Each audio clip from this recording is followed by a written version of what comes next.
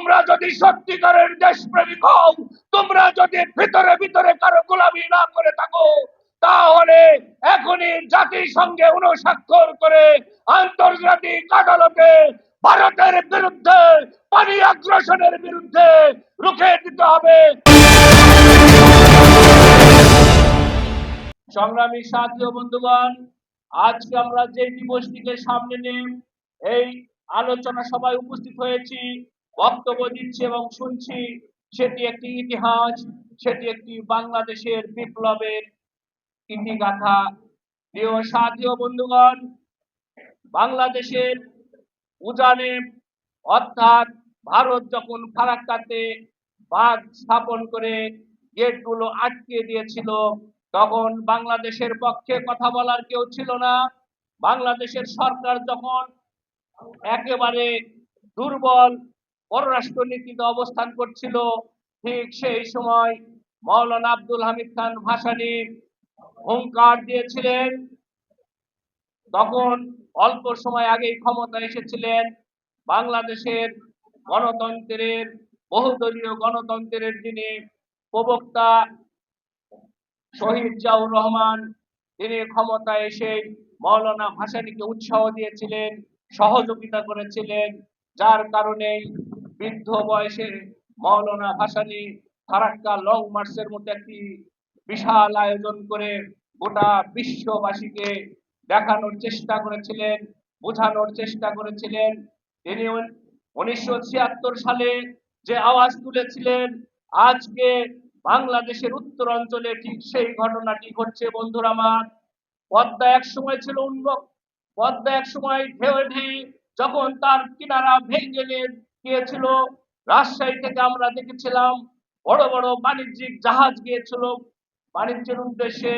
নদী নালা খাল বিল জলে এবং মাছে ভর্তি ছিল। বন্ধুরা আমার, আজকে ফারাক্কা বাঁধের কারণে ওই উত্তর অঞ্চল মরুভূমিতে পরিণত হয়েছে। বন্ধুরা আমার, যেটি আমাদের মাওলানা ভাসানী 76 সালেই বুঝতে পেরেছিলেন যে উত্তর অঞ্চলের কি অবস্থা হবে।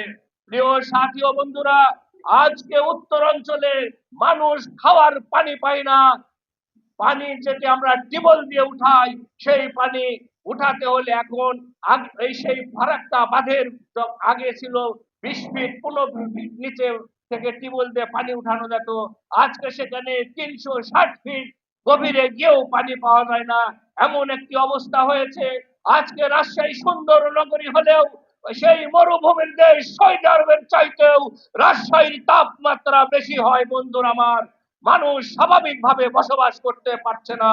তাই আমি আজকে এই জায়গায় দাঁড়িয়ে, বিগত দিনে অনেক সরকার এসেছে, হয়তো ভারতের কারণে তারা আন্তর্জাতিক আদালতে পানির ন্যায্য হিস্যার জন্য বিচার চাইতে পারে নাই। আমরা এই সরকার আসার পরেই এই প্রেস ক্লাবে আমরা একটি সমাবেশ করেছিলাম, সেখানে বর্তমান সরকারের অর্থ উপদেষ্টা এসেছিলেন। সেই অর্থ উপদেষ্টাকে আমরা অনুরোধ করেছিলাম, আপনি আলোচনা করুন, আপনারা সিদ্ধান্ত নিয়ে এখনই সময়, যেহেতু আপনারা কোন সরকার রাজনৈতিক দলের সরকার নয়, আপনারা জাতিসংঘে অনুস্বাক্ষর করুন এবং পানির ন্যায্য হিস্যা পাওয়ার জন্য আন্তর্জাতিক আদালতে বিচার করুন। আজকে আমি এই মঞ্চে দাঁড়িয়ে আবার সেই কথাই বলতে চাই, রাজনৈতিক সরকার আসলে ভারতের বিরুদ্ধে রুখে দাঁড়াতে পারবে কিনা সেটি আমাদের সন্দেহ আছে। তাই এই অন্তর্বর্তীকালীন সরকার, ইউনূসের সরকার, তোমরা যদি সত্যিকারের দেশপ্রেমিক হও, তোমরা যদি ভিতরে ভিতরে কারো গোলামি না করে থাকো, তাহলে এখনই জাতিসংঘে অনুস্বাক্ষর করে আন্তর্জাতিক আদালতে ভারতের বিরুদ্ধে পানি আগ্রাসনের বিরুদ্ধে রুখে দিতে হবে, বিচারের দাবি করতে হবে, বিচার চাইতে হবে।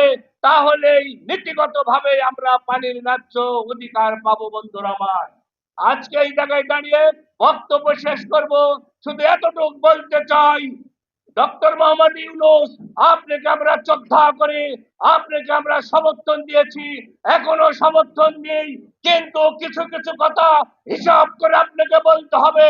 আপনি বলেছেন মাহফুজ নাকি মাস্টার মাইন্ড, বাংলাদেশের এই রাজনীতির প্রেক্ষাপট পরিবর্তনের, ফ্যাসিজম পতনের পরিবর্তনের যদি মাস্টার মাইন্ড কাকে বলতে হয়, তাহলে ডক্টর জাফরুল্লাহকে বলতে হবে।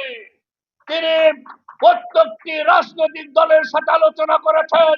তিনি তার গণস্বাস্থ্যে বসে ছোট ছোট দলদেরকে ডেকেছেন। তিনি গণতন্ত্র মঞ্চের জন্ম দিয়েছেন, যে বাংলাদেশের রাজনীতির আকাশে একটি ভূমিকম্প সৃষ্টি করেছিল। সেই ভূমিকম্পের ফসল এই গণঅভ্যুত্থান এবং ফ্যাসিস্ট হাসিনার পতন। সুতরাং আজকের এইখানে দাঁড়িয়ে মাওলানা আব্দুল হামিদ খান ভাসানী সহ যারা আমাদের মাঝে থেকে চলে গেছে, সবার আত্মার মাগফিরাত কামনা করে এই ফারাক্কা লং মার্চ দিবসে আমরা পানির ন্যায্য হিস্সা আছে আমি আমার বক্তব্য শেষ করছি। আসসালামু আলাইকুম ওয়া রাহমাতুল্লাহ।